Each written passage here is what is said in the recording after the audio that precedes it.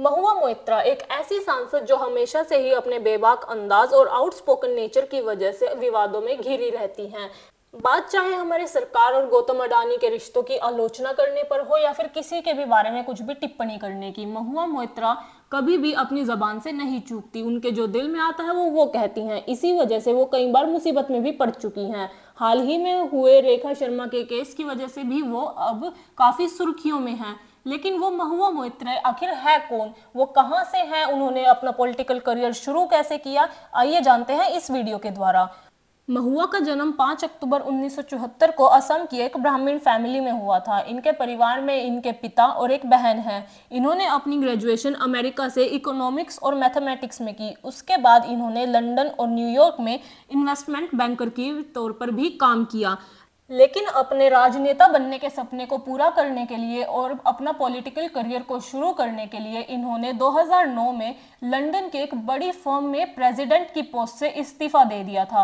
उस नौकरी को ठुकराकर 2009 में इन्होंने पॉलिटिक्स में कदम रखा और अपने राजनेता बनने के इस सपने को पूरा करने के लिए महुआ ने कांग्रेस पार्टी को चुना। राहुल गांधी के साथ प्रोजेक्ट आम आदमी का सिपाही में इन्होंने खूब काम किया और वहां से इन्हें खूब नाम भी मिला।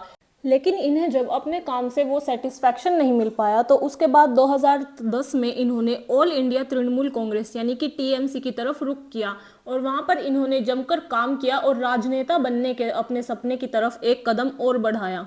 तृणमूल कांग्रेस यानी टीएमसी को ज्वाइन करने के बाद महुआ के राजनेता बनने के इस सपने को एक नया मोड़ मिला। 2016 में महुआ ने वेस्ट बंगाल के नादिया जिले से विधानसभा का चुनाव लड़ा भी और जीता भी। उसके बाद वो वेस्ट बंगाल के कृष्णनगर से संसद की सदस्य चुनी गई। महुआ हमेशा से ही अपनी बातों और अपने सवाल जवाबों को लेकर काफी सटीक रही है, जिसके वजह से उन्हें संसद में काफी इज्जत और नाम भी मिला, लेकिन उनकी काफी आलोचना भी हुई। मोइत्रा गौतम अडानी और सरकार के साथ उनके कनेक्शन की सबसे बड़ी आलोचक रही हैं।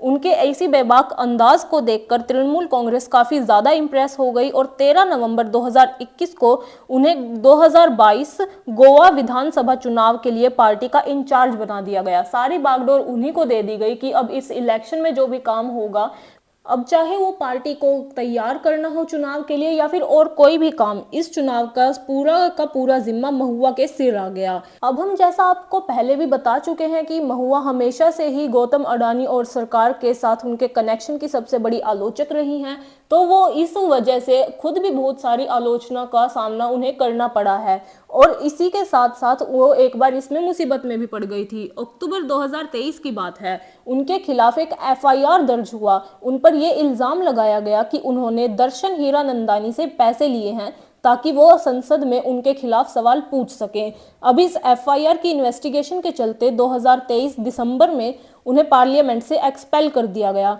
और मार्च 2024 को महुआ के घर पर सीबीआई की रेड पड़ी।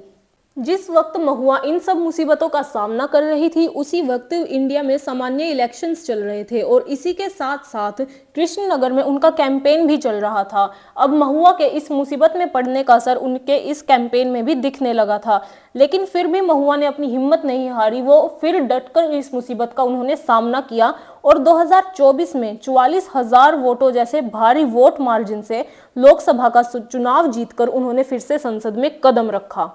लेकिन ऐसा नहीं है कि इस तरीके से अपनी बातों को जनता के सामने रखने के बाद महुआ पर यह केस पहली बार हुआ हो। ऐसा पहले भी हो चुका है। 5 जुलाई 2022 को बीजेपी की तरफ से भी महुआ के ऊपर एक केस हुआ था। उस केस की वजह यह थी कि महुआ ने हमारे धर्म पर टिप्पणी की थी। अपने इस रिमार्क में महुआ ने कहा था कि काली मेरे लिए एक मांस खाने वाली और मदिरा का सेवन करने वाली देवी हैं।